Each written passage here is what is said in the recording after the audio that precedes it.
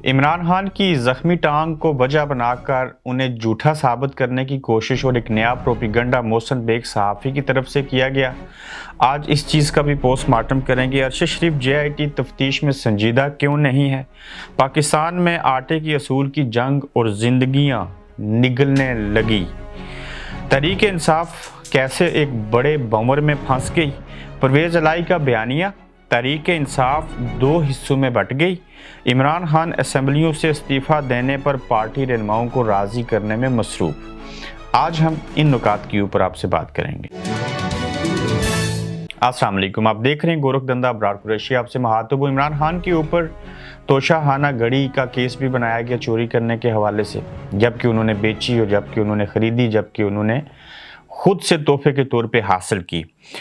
इसी तरह से मोहसिन बेग साहब ने मुख्तसर कहानी बताते हुए, जो मोहसिन बेग हैं वो कहते थे मैं इमरान खान को तकरीर लिख के देता हूँ। फिर इमरान खान साहब जब वज़ीर-ए-आज़म थे तो इनके ऊपर एक हमला भी हुआ।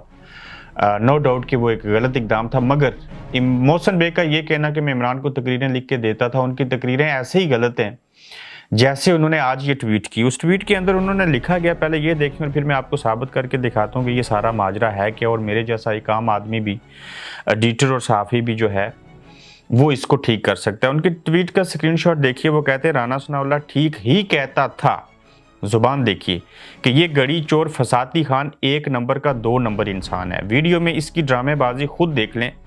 अब तो इसे भी पता नहीं कि किस टांग पर जख्म है जो इसके स्क्रिप्ट राइटर उसे कहते हैं। इसी टांग पर पट्टी कर लेता जितने ये झूठ बोलता यू टर्न लेता है कि अब झूठ भी शर्माता है। यानी कि खान साहब इतने झूठ बोलते हैं कि झूठ भी शर्माता है।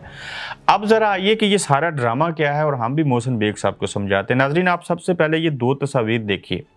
एक तस्वीर में बाएं टांग इमरान खान साहब की जख्मी है और साथ में आजम सवाती बैठे हुए हैं। अब देखिए कि उनकी दाएं टांग जख्मी थी, लेकिन हमने आपको बाएं टांग दिखाई। एक दाएं तरफ देखें, बाएं टांग जख्मी है और दाएं तरफ जो है वो दाएं टांग ही उनकी जख्मी है। तो दोनों तस्वीरें आपके सामने हमने रखी। ये तो तस्वीर थी जिसको हमने फ्लिप किया और सारा माजरा जो था वो सच झूठ में बदल गया और झूठ सच में बदल गया। अब जो वीडियो मोहसिन बेग साहब ने शेयर की, इस वीडियो के ऊपर बेशुमार लोगों ने तबसरा किया। मैं ये दोनों वीडियो आप स्क्रीन पे देख सकते हैं, इनको मैं प्ले कर रहा हूँ। एक वीडियो के अंदर दाएं टांग ही इमरान खान साहब की जख्मी है, जिसको वो शुरू दिन से दिखाते रहे, पोस्टमार्टम सारी चीज़ें उसमें सामने आई। और दूसरी वीडियो में आप देखिए कि बाएं टांग जो है वो जख्मी है। ये वीडियो भी इसी तरह से इसका एक एडिटिंग करें, उसमें एक फ्लिप का ऑप्शन आता है। पूरी वीडियो को फ्लिप करें तो दाएं से बाएं और बाएं वाली चीज़ दाएं नज़र आएगी। ये एक छोटी सी कहानी थी। अब ये सहाफ़ी जो हैं वो कितने ज़िम्मेदार हैं, कितने गैर ज़िम्मेदार हैं, इनकी बातों की कितनी अहमियत है, और इन लोगों के मिलियंस के हिसाब से ट्विटर के ऊपर फॉलोअर हैं।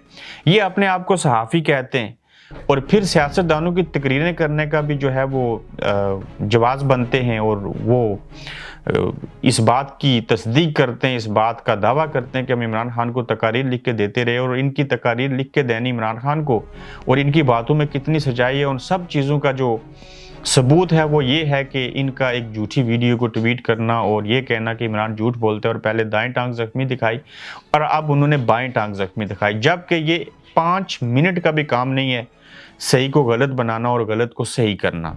तो ये इतनी छोटी सी बात थी जिसको वजह बना के उन्होंने क्या क्या लिख दिया कि ये 1 नंबर का 2 नंबरी है और 2 नंबर का 1 नंबरी है, और इसको झूठ बोलना भी नहीं आता और झूठ भी इससे शर्माता है और फलां चीज़ करता है। इस जो दौरे जदीद में जब आप किसी के खिलाफ भी प्रोपेगेंडा करने की कोशिश करें तो आपके पास बेशुमार टूल्स हैं जिनके तहत ये चीज़ें की जा सकती हैं। और जिस तरह से मोहसिन बेग ने एक वीडियो को झूठा साबित करने की कोशिश की, ये जो ऑडियो आपको मिलती हैं वो भी तकरीबन ऐसी होती हैं।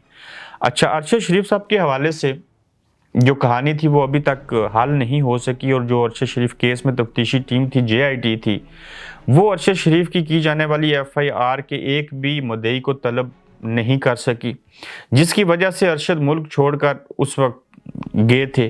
खुद समझ आए कि ये JIT तफ्तीश के अंदर जो है वो कितनी संजीदा होगी, और अब जो आगे JIT जो बनी वो आगे जो काम करेगी उसमें कितनी सदाकत हो सकती है, वो कितने इस मामले को सीरियस लेते हुए उसको कोई हल करेंगे। नहीं लगता कि पाकिस्तान जैसे मुल्क के अंदर अरशद शरीफ हो या कोई और हो, उसके लिए कोई भी बनने वाली JIT जो है वो किसी हतमी नतीजे के ऊपर पहुंचेगी। पाकिस्तान में आटे का बुरान है और ये बड़ी बुनियादी चीज़ है कि लोगों को आटा मिले, उससे रोटी पकाएं और फिर खा लें। तो पाकिस्तान एक ऐसा मुल्क जिसको हम ज़री मुल्क कहते रहे, जिसकी मैशत के अंदर हम कहते रहे ज़राअत का एक बड़ा किरदार है, लेकिन अब ये बातें सिर्फ सुनने और देखने की हद तक हैं, किरदार बाकी कोई नहीं रहा। और पाकिस्तान के सूबे सिंध के शहर में मीरपुर ख़ास के अंदर सरकारी सतह के ऊपर जो आटे के नर्क थे, वो जो फ़रोख्त करनी थी चीज़ें, उनको मोबाइल स्टॉल वहाँ पे लगाया गया था, जहाँ पे हज़ारों की तादाद में लोग आटे की ख़रीदारी के लिए जमा हो गए। उस दौरान भगदड़ मच जाने से एक शख्स अपनी जान से हाथ धो बैठा। यानी कि हम ऐसे पाकिस्तान के अंदर रहते हैं जहाँ पे आटा लेने के लिए जो है वो हम लाइन में लगते हैं, भगदड़ मच जाती है और उसमें एक शख्स जाम बाक हो जाता है। तो तहरीक इंसाफ नहायत ही मुश्किल में फंसी है। वो मुश्किलात इसलिए बन गई कि पार्टी भी दो हिस्सों में बट गई, और सबसे पहली मुश्किल उनके लिए ये है कि तहरीक इंसाफ इमरान खान जो हैं वो समझ नहीं रहे कि इमरान खान, परवेज़ इलाही और मोनस इलाही को कैसे कायल करें कि वो असेंबली तोड़ दें। फिर सबसे बड़ी चीज़ की मुलाकात भी करते हैं, सारी चीज़ें होती हैं, इमरान खान साहब को ये भी समझ नहीं आ रही कि ये कर क्या रहे हैं उनके साथ, और मतलब वो कहते कुछ और हैं, होता कुछ और है। परवेज़ इलाही साहब कहते हैं मैं असेंबली तोड़ दूंगा, लेकिन फिर जब बात आती है तो कहते हैं अभी असेंबलियाँ तोड़ना जो है वो मुनासिब वक्त नहीं है। तो जो भी फैसला इमरान खान साहब उनको कहते हैं करके, वो उसके ऊपर अमल कोई नहीं करते, और जो परवेज़ इलाही कहते हैं उसके ऊपर इमरान खान अमल कोई नहीं करते, और दानू जो हैं मुश्किलात का शिकार है। अब परवेज़ इलाही का जो बयानिया है कि तहरीक इंसाफ जिससे दो हिस्सों में बट गई, और स्पीकर पंजाब असम्बली जो है वो भी कोशिश कर रहे हैं कि हम परवेज़ इलाही साहब को किसी तरह से मना लें। तो दो हिस्सों में इसलिए बट के कि इस एक हिस्सा जो है पाकिस्तान तहरीक इंसाफ का, वो ये कहता है कि असम्बलियाँ तोड़नी चाहिए, दूसरा ये कहता है कि असम्बलियाँ नहीं तोड़नी चाहिए।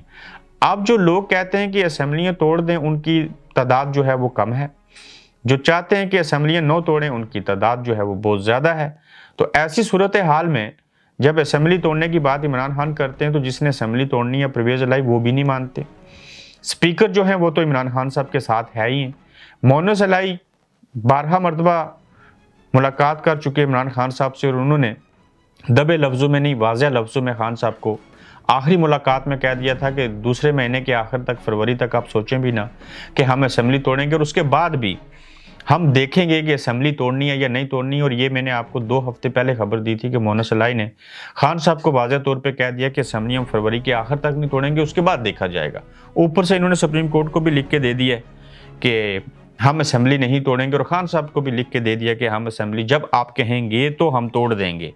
तो ऐसी सूरत हाल में जो शाह महमूद कुरैशी और सीनियर तरीन पाकिस्तान तहरीक इंसाफ की लीडरशिप है, वो भी कोई फैसला नहीं कर पा रहे। और मेरे ख्याल से शाह महमूद कुरैशी भी, ख्याल से नहीं हकीकत के ऊपर मबनी कह रहा हूँ, वो ये ना सिर्फ चाहते हैं कि पंजाब की असेंबली ना तोड़ी जाए, बल्कि वो ये भी कहते हैं कि हमें पार्लियामेंट के अंदर जो हम लोग हैं, हमें वापस वहाँ पे जाना चाहिए, वहाँ पे बातचीत करनी चाहिए, और ये इलेक्शन का मुतालबा, असेंबलियाँ तोड़ना, बाकी चीज़ें करनी, इन मुतालबात को छोड़ना चाहिए, इनसे पीछे हटना चाहिए, अवाम के पास जाना चाहिए, और अवाम में हमारी पॉपुलैरिटी है, इस्टेब्लिशमेंट से भी तल्लुकात बेहतर करने चाहिए, और फिर हमें आगे बढ़ना चाहिए। मगर इस्टेब्लिशमेंट से कैसे और कब तल्लुकात बेहतर होंगे कि करंट इस्टेब्लिशमेंट को तो खान साहब समझते हैं कि उनमें से जो खासकर आर्मी चीफ हैं वो बेहतर हैं, खौफ खुदा वाले हैं, वो शायद कुछ चीज़ों को बेहतर कर लें। लेकिन बाजवा साहब जब से रिटायर्ड हुए उनकी और इमरान खान साहब की, बाजवा साहब सहाफ़ियों के ज़रिए अपनी बातें इमरान खान के खिलाफ शाया करवा रहे हैं, जबकि इमरान खान साहब बराह रास्त बाजवा साहब के खिलाफ बोलते हैं। फिर इसी नुक्ते के ऊपर जो है परवेज़ इलाही बाजवा साहब को मौसन समझते हैं, जबकि इमरान खान साहब जनरल बाजवा साहब को गद्दार समझते हैं। तो इस सारे अमल के दौरान जो जनरल फैज़ थे वो भी इस खेल का हिस्सा थे, वो तो गायब हो गए। अब इमरान खान साहब उनका तो जिक्र नहीं करते, मगर बाजवा साहब की और इमरान खान साहब की ताहाल लड़ाई जारी है, और इस लड़ाई में ज़ाहिर है जो इस्टेब्लिशमेंट है वो अपने आर्मी चीफ साहब का दिफा करेगी। इमरान खान साहब को आरिफ अलवी भी कहते हैं कि आप कुछ चीज़ों में नरमी पैदा करें, लचक दिखाइए ताकि मामलात को आगे बढ़ाया जाए।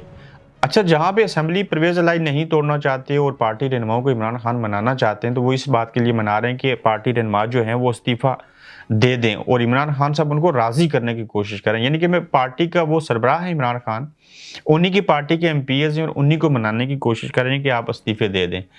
तो जहाँ आप पार्टी लीडर की बात नहीं मानेंगे, जब आपके एमपी और आपके अपने पार्टी के जो कारकुन हैं यानी कि एमपीएस वो लीडर खान साहब की बात नहीं मानेंगे तो वहाँ पे परवेज इलाही जो है वो किस खेत की मूली हैं वो कैसे मानेंगे। तो इस सारे अमल के दौरान ना सिर्फ आसिफ जरदारी साहब भी बीच में इन्वॉल्व हैं, उनकी तरफ से भी बातचीत अंदरूनी खाना परवेज इलाही लोगों से हो रही है। मीडिया के ऊपर कुछ और कहा जाता है और अंदरूनी खाना कुछ और होता है। चूंकि ये सारे चाहते हैं कि असम्बलियाँ ना तोड़ी जाए और इस मकसद में तो वो कामयाब हो गए। अब खान साहब जब राजी करने की कोशिश करते हैं एमपीएस को तो उनके पास आखिरी हाल ये बचा है कि हम एमपीएस को राजी कर लें जो नाराज हैं, जो कि असेंबली तोड़ने के लिए भी राजी नहीं है और फिर असेंबली से इस्तीफा भी नहीं देना चाहते।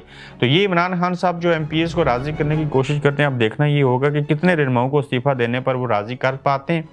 और तहरीक इंसाफ के सीनियर रहनुमा फिलहाल असेंबली तोड़ने पर भी राजी नहीं है। यही वजह है कि ये एक पूरी लॉबी बन चुकी है और पार्टी के अंदर दो ग्रुप बन गए, जो एक तो चाहता है कि असेंबली ना तोड़ी जाए और दूसरा चाहता है असेंबली तोड़ी जाए। और फिर तीसरी कोशिश जो खान साहब के पास आखिरी ऑप्शन है कि मैं इस्तीफे दिलवा दूं इनसे अगर परवेज इलाही असेंबली नहीं तोड़ते, तो उसमें भी अब तक खान साहब जो है वो नाकाम है। अब क्या खान साहब जो है वो इन बातों से सबक सीखेंगे, आइंदा कोई बगैर मशावरत के सरेआम तकरीर में जाके अचानक जो है वो ऐलान नहीं कर देंगे कि मैं असेंबली तोड़ रहा हूँ, या उनको इसी रवश के ऊपर वो चलेंगे और फिर उनकी पार्टी की भी तबाही होगी, एमपीएस भी बात नहीं मानेंगे, या आइंदा वो अपने पार्टी के सीनियर रहनुमाओं से मशावरत करके कोई ऐलान करेंगे। अपना फीडबैक दीजिएगा, अपना ख्याल रखिएगा और फिर अगले एपिसोड में दोबारा आपसे मुलाकात होगी। तब तक के लिए अल्लाह हाफिज। आप देख रहे हैं गोरखधंधा अब्रार कुरैशी के साथ।